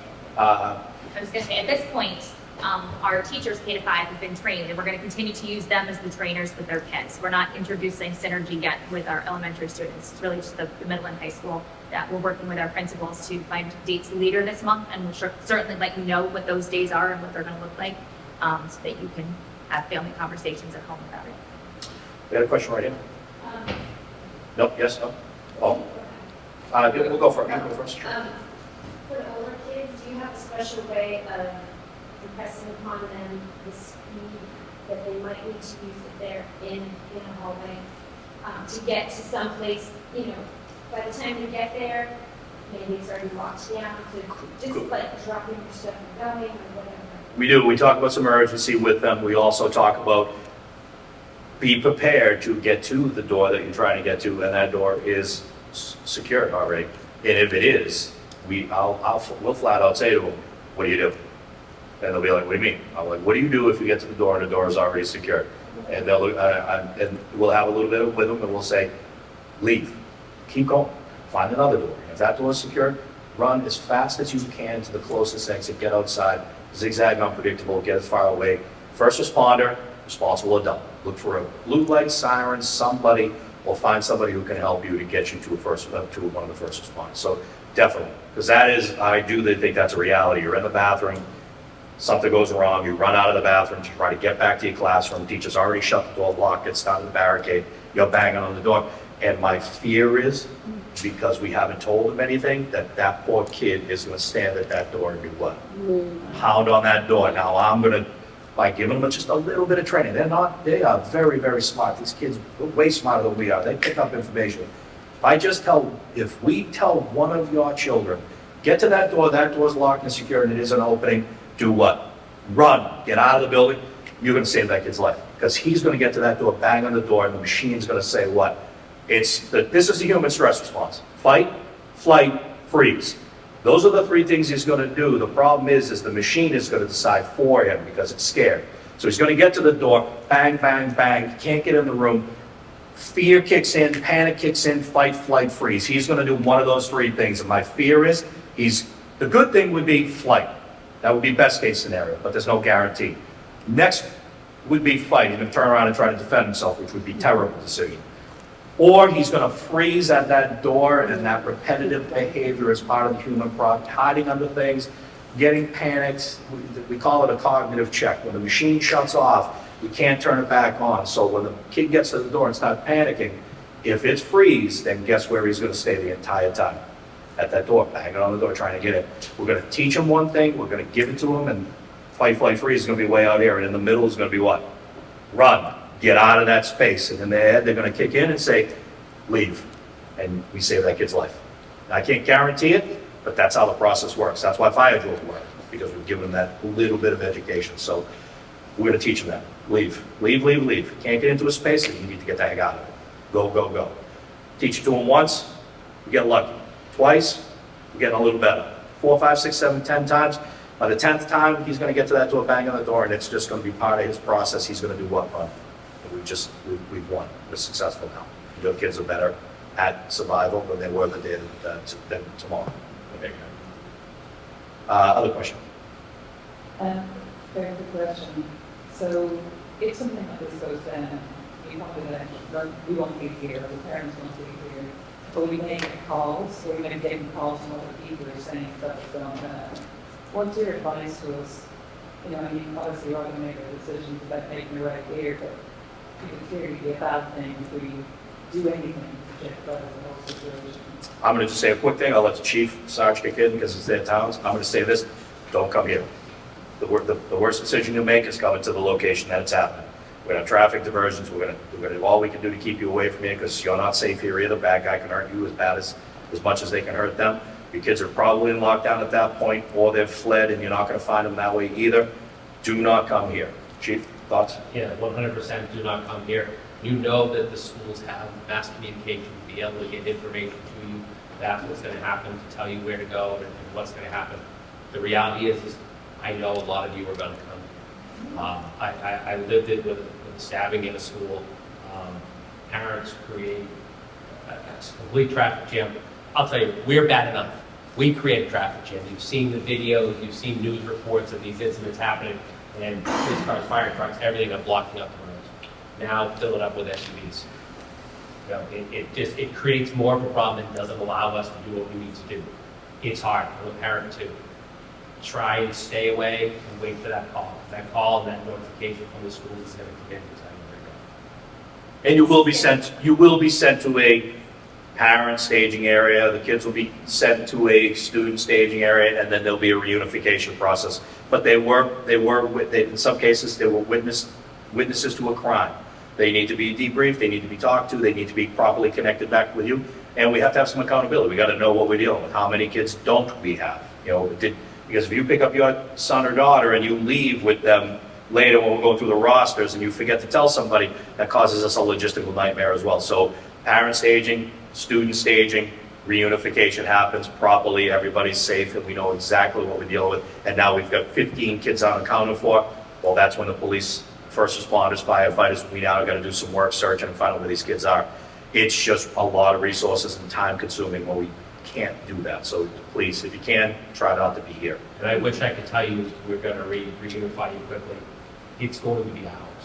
It's going to take a lot of time and a lot of logistics to get. The other part of that question is, you know, I can also envisage parents on a call with kids to research this. Yep. And I could put even more than they do. Could be like, come out, I'll pick you up, and then we stop pushing the kid to make a decision that might be contrary to what the teacher's saying, because the teacher's saying, we're staying here. And the parent's on the phone scared, and type A parent is like, jump, run, get out of there right now, and doesn't know exactly what's dealing. They don't know that the bad guys loose on the campus or up on a second floor, and we kind of perpetuate a problem by just have faith in have faith. You know, it's have faith in the system, processes in place, the teachers know what to do. If for some reason they get away, then that's, you know, if they get out of here, then that's a discussion that you can have with them or however you deal with that. But if they're here and it's ongoing, let the process do what the process does, because you can actually put them in harm's way by having them go outside of what we're trying to accomplish. That can be risky too. In the back, anybody? I saw a hand, and it was like a half a hand. I don't want to ask another question. Well, I felt like, yeah, so this is like, you know, open campus with multiple buildings, and maybe this is more specific to administration, but in a scenario where there is something happening in one of the buildings, A, is there a PA system that covers the building, but two, would the other 3 locations be leaving, and one location be doing an inside emergency? I'm going to speak to our piece as far as the training goes. Yeah. That's a teacher's decision to make initially as to what they're going to do. If they're leaving, they're going to leave for a reason, not just because it's happening in one building versus the other. Because I will say this, we do talk about this with the staff. Just because you get notified by the PA that the shooter is in the auditorium, by the time that PA announces, there's a term I often say, timely information during a crisis is rarely timely. By the time you get that PA announcement, how much time has elapsed from the time that it happened to the time that PA, because I will say this, the poor person on the PA just got shot at, ducked underneath a desk, is scared for their life, is under the desk praying, then everything goes, and then suddenly there's nothing. And they're like, oh shit, okay. There's a shooter in the lobby, how long has gone by? I'm going to say this, from a perceptual distortion, it could be 5 minutes, or 5 seconds. He could still be, I don't know. So we tell the staff, go off real-time information that you know. If you can hear gunfire, then he's pretty close. If you can't hear gunfire, then maybe you just button up the shop there, ABC, your room, get ready to go. The chief, sergeant coming, and this thing's going to be over before you leave. So they leave on their information, not necessarily just as a general course to do it. You know, you follow me on that? And that's why we do this, to empower the teachers to make those decisions, or the students, when they have this, to make those decisions based on the situation that's in front of them. They have that real-time information. Yeah, and I think John had something. Yeah, just around the PA system, so that you do know as parents. Our PA system that's in the high school works in through here, also works in through cafeteria, and also works in the science wing, which is actually in the middle school. So it's all wired that way.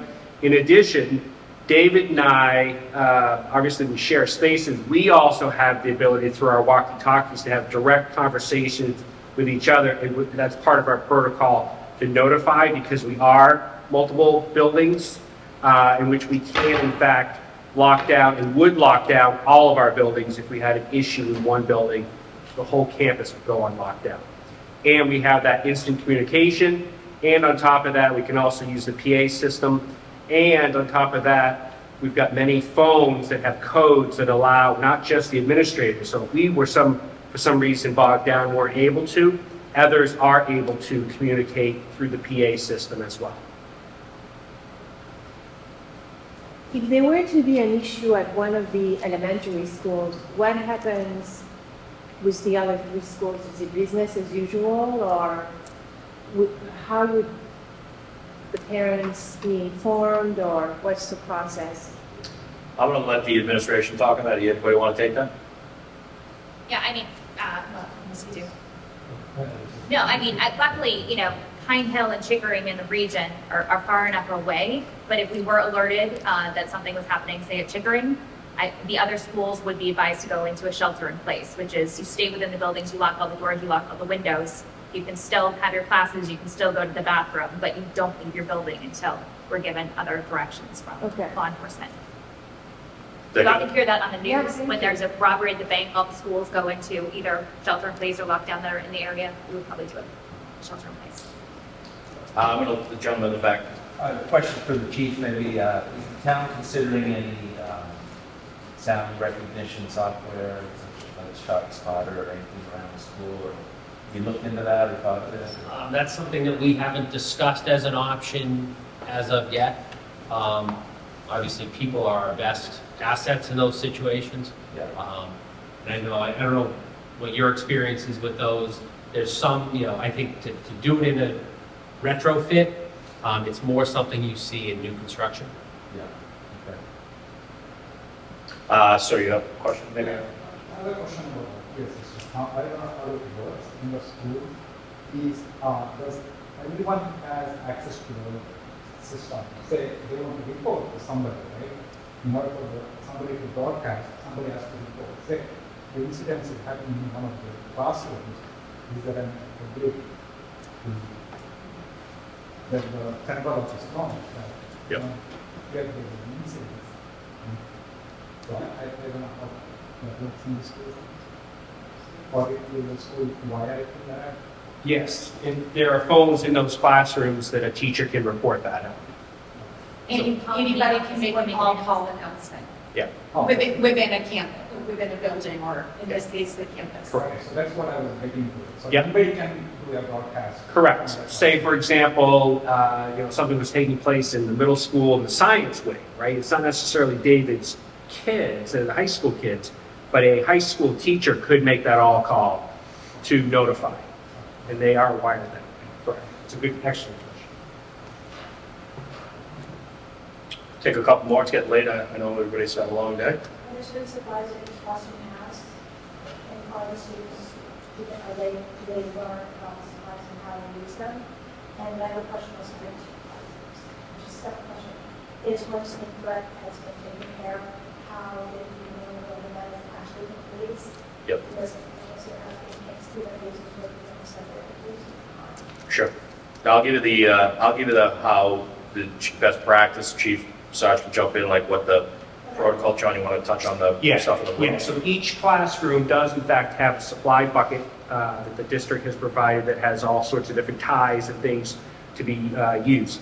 Part of the training that we like to do with high school students and middle school students is to make them aware that those things are there too, so that they can be collaborators to help us. But our teachers have already been able to practice using those various things you can tie with, etc. And each of those rooms is equipped with that, along with a safety roster that is near the door. We also use magnets, we use doorstop. We have a whole set of tools that are in those buckets that our teachers have already been trained. Do anything in the bathrooms or any of the certain classrooms that was trained to lock down and be able to use it? Right now, we don't have anything in bathrooms, but, we would always continue to follow Synergy's consultation, and if that's something that, they felt in their research would be good to do, then absolutely. We take a look at the bathrooms. I think one of the main reasons is they don't lock. Right. So the bathrooms are very difficult to secure. That's as soon as you could safely get out of those spaces. But we will talk about some things related to the equipment. It's good worth to take a peek at. The coming out of lockdown. I'll let the chief do and Sergeant if they want to procedurally talk about the best practice. What we talk about with this is we tell the staff, we will tell the students, if you're in a lockdown, you stay in a lockdown until you are physically taken out of a lockdown. Nobody's coming over the PA and saying all clear, come out. That's just not reasonable. It's not a smart thing to do. I haven't seen a lot of success. It's a crime scene, first of all. It's a hazardous materials scene. You never want to parade people through a tragedy like that without having, and it's still very dangerous environment. I don't know if he's left secondary devices all the way back as Columbine. There were backpacks with explosives. All that has to be clear. For the teachers, we say common sense applies. 0 to 15 minutes, somebody's banging on your door saying it's the police, tell them to go away. Half an hour, go away. Hour, start thinking about it. 2 hours, pick up, who is it? It's Sergeant Brennan. Who, let me call 911. Hey, Sergeant Brennan's at my door saying to come out. Is it safe? That's what we're telling them. Yes, it is. They're doing an evacuation. You're good. Or we say to them, listen, you hear the radio squawking. Can you peek out the window and see that there are 4 uniformed policemen standing at the door? So a kind of a common sense rule applies. We give them some windows. 0 to 15 is a no-go. 0 to half an hour is probably also a no-go. Very rarely are we coming out of a lockdown in 30 minutes. Don't even bother with it. Hour, start thinking about it. 2 hours, might be a good time to start having some conversations. Not open it. And you know what we also say to them? And I'll say this to you if you ever find yourself in a lockdown. If you don't feel safe or it doesn't feel right, then what? Don't come out. Make me prove it. I'll get a set of keys. I'll get breaching equipment. I'll get the fire department to put a ladder up to the window. It's okay. Come on out. We'll work on it, but I would rather them safe than sorry. So it's stay until you get taken out. Line of sight. We'll leave that. We literally just did this at my high school. We had what we believe to be a legitimate threat anyway, and we evacuated the entire high school, and it was just that. Line of sight with police armed protection, evac them out to the parents, to the vehicles, and then escort them off the property. But it was all coordinated. So it's, Chief, any thoughts? And we're going to take advantage of technology too. The teachers are going to have their phones. The systems are in place that they can start getting messages out to the teachers that in the next half hour, police officers will be coming to your door or knocking on your door. We're going to take advantage of all of those things to make it happen. But it's going to be time. That's the thing, it's that first 15 minutes, half hour, absolutely, the teachers aren't going to be, we're not going to be asking to get indoors at that point. It's going to be in that longer, drawn out stage. Yeah, we'll tell them. And you'll say, if you're in lockdown, stay. Sergeant, anything on? I think just to add on to what Chief said, it's going to be a protracted amount of time for us to clear the building after we think the threat has been neutralized. We've always been training with one threat results potentially 7, so it's going to be a long time before you start hearing that it's safe to come out. And like you said, we utilize technology and teaching knowledge of buildings to make sure people know this is safe before we start taking problems. Yeah. Sir? Sorry, yes. So the process is the same across, 5-year-olds to 10, middle to high school, but it seems that with the 17-year-olds, you're going to have a different approach to implementing the process versus, say, a 5-year-old. So does the system realize that and place more emphasis on teachers for the elementary in order to train them? Because it feels like that would be more important, right? And then in your experience, are you seeing that, right? Is there more chaotic outcomes based on the differences of the school if there's an event? Yeah, I don't know if there's any quantifiable data on who's more, but it's definitely K through, let's call it 5, 6, right around there. Yeah. That it's a teacher-based, heavily teacher-based, because teachers are pretty much on their own in those rooms. The third graders are not helping them with anything. Right. When we get like 7th, 8th, 9th grade, they start to become a little bit more developmentally proper. They can kind of process what's going on and don't need as much. And then the older kids, and like we do say to the teachers, some of these kids in this room, you got the high school football team in your room and you're a 11th grade teacher and you weigh 100 pounds and the kid in the room is 290, that's going to be a kid who's going to be able to help you move some stuff around that room in a hurry and if you need it, so we definitely talk about that. That's definitely something that they're aware of. And for the youngers, for the kindergarten teachers, it's like if you're going to lock that room down, that's something you should spend some time paying attention to because you're on your own. If that room's going to be a tough lockdown, then you need to come up with we talked about stage your furniture proper, so that the stuff you're going to need to do this door is we've gone so far as to see. I got to say we stole this from teachers. They get pretty cute with this. Like I just recently saw this in one of our schools that I was in. The teacher, a pre-K room, so definitely on her own. She went around and has little colored stickers with numbers 1, 2, 10, 12, and she said, "Hey, check this out, Jay. Look at this." I'm like, "What is that?" She's like, that's the furniture I move in front of the door in order to chain this door closed so that under stress I can get the 1 goes here, 2 goes here, 3 goes here, 4 goes here. Like, that's genius. But based on, you've seen a lot. Yeah. Based on your experience, you're confident that the process works across the ages, it's just the implementation of it differs on. Yeah. If this goes wrong, I'm not going to sleep well. I'm not standing up here just to stand up. I've been doing this a long time, and people know me. I'm not real good at.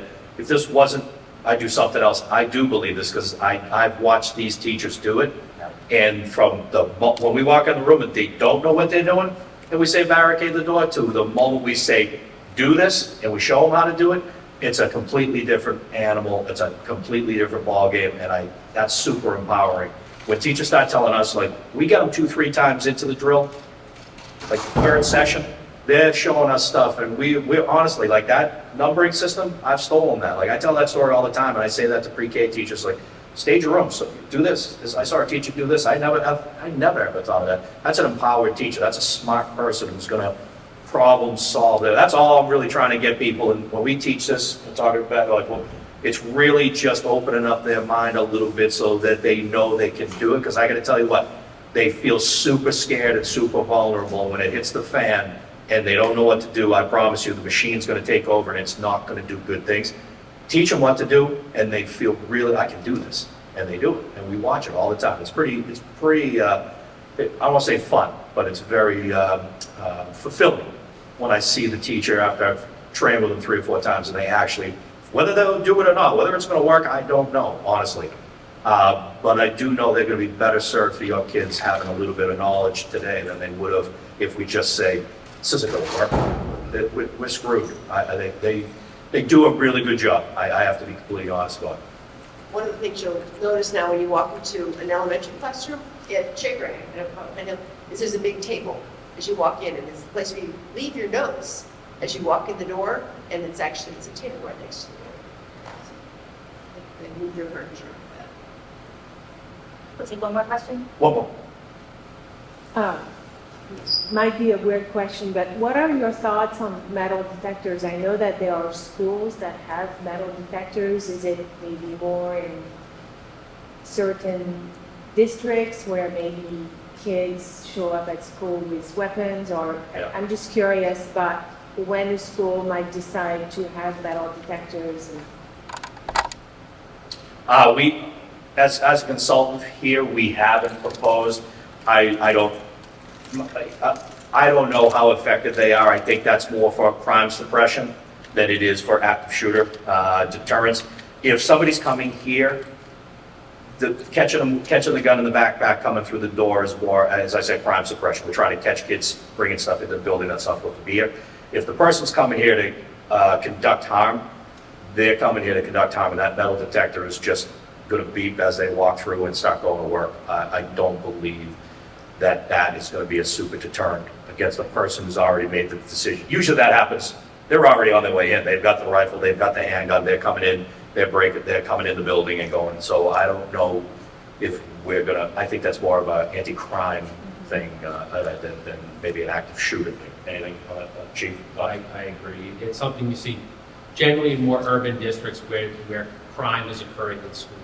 And they're trying to prevent that and prevent weapons that end up in the school every day versus that one-off type of I'll say this, I thank you for allowing us to do what we do. I think this has been a great system. Dover-Sherborn has been awesome as far as this. We're really going in a lot of directions with the district, with the first responders. There's a lot going on, and I take my hat off to them. I mean, this is what we do, so we will continue to do it. But for them to go to this level, to make you comfortable, I've never seen this before. We, in the past, probably this year, we have about 9 clients that are all about to launch student-based programs. It is the thing. Moving forward in the future, I think that truthfully, this is going to be as prevalent as fire drills. I don't think this is going to be as rare as it is right now. So for these guys to be that far ahead of the curve, we've been talking about this for a while, to get this going with the teachers, and now it is what it is. It's like a fire drill. It's just a skill that needs to be taught. We just need to figure out how to do it properly, and I feel like we've got a pretty good direction to do that as safely as we can. I don't love it, believe me. I do not love the fact that we have to do this, but I also don't love the idea of leaving these schools open for somebody to come in here and take advantage of what we didn't do. So we're going to do our best to protect the staff, your children. The staff's done an unbelievable job. The police officers that are here, the first responders, everybody, John, all of the staff here have done an unbelievable job with your children and trying to keep them safe. It's a big leap, and I know this is not easy for you, so I take my hat off. I thank you all very much for having me tonight. I'm going to turn it over to Beth. Thank you. Yeah, thank you to Sergeant Brown. Administrators who gave an evening here to show their support that we are here to do whatever it takes to keep your children safe from harm is that they can learn. So thank you. We'll make the video available, and as we get closer to the end of May and have our trainings ready to go at the middle and high school, we'll certainly be in touch with details. So thank you all.